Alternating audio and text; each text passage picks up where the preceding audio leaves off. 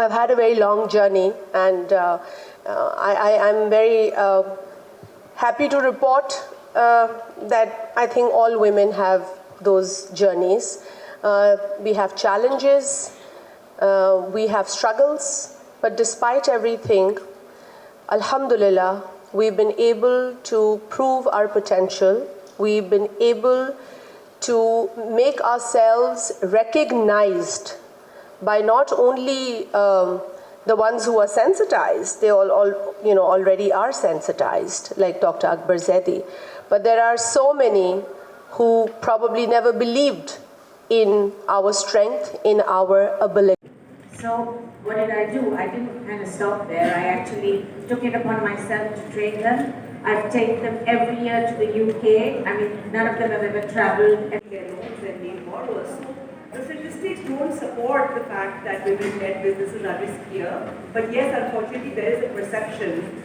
In fact, one example I will give is that there have been surveys that have been done. There's been research that has proven that when women founders come in front of investors, they are asked different types of questions than if male founders were to come in front of investors and to be asked. So for your example, Saima, when you were to go to a bank and ask the questions, chances are that the banker would ask you different questions than they would ask the male, setting up a very similar business.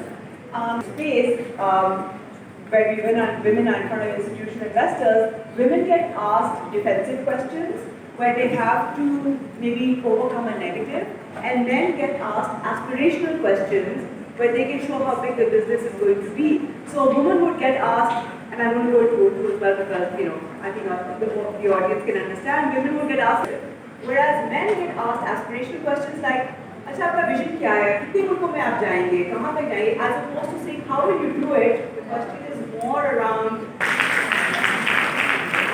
Sorry about it. And you did give a very nice detailed answer. I'll go back to Nadia. Of course, what Misbah is doing is happening in the space. Thank you, Saima. I think these are really depressing statistics, unfortunately. I will say that I think we're definitely seeing these change as Pakistan does come somewhere on the global average in terms of percentage of women-led businesses that raise funds. And just for a bit of context for the audience, I run a venture fund, which is a very specific type of funding. So I can obviously talk about our space and the kinds of funding we do, which is for startups that are relatively early stage. In this space, what we see is that, yes, mostly women, we don't see that many women come into the funnel. So for female founders, that we can bring into our deal pipeline, because if we sit back, they'll get lost in the numbers, because they're much smaller as a percentage of total companies that are being founded in Pakistan. But once we bring them into the pipeline, then we get hundreds of applications on a weekly basis. So that's one thing that we do expressly.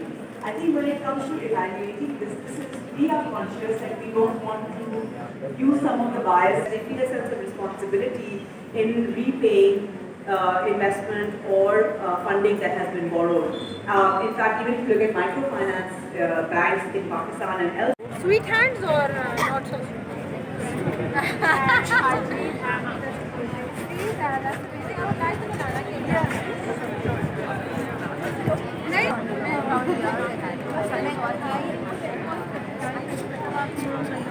बनवाना वही खाली I want to share with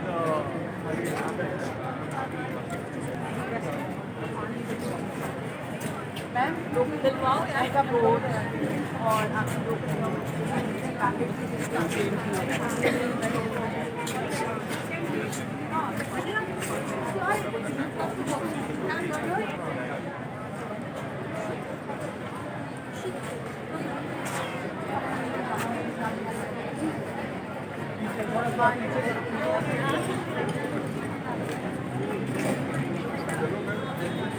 बहुत शुक्रिया यार।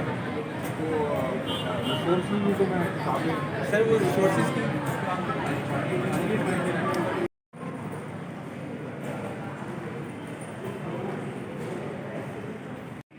Who are the entrepreneurs that have been successful? Why have they been successful? There are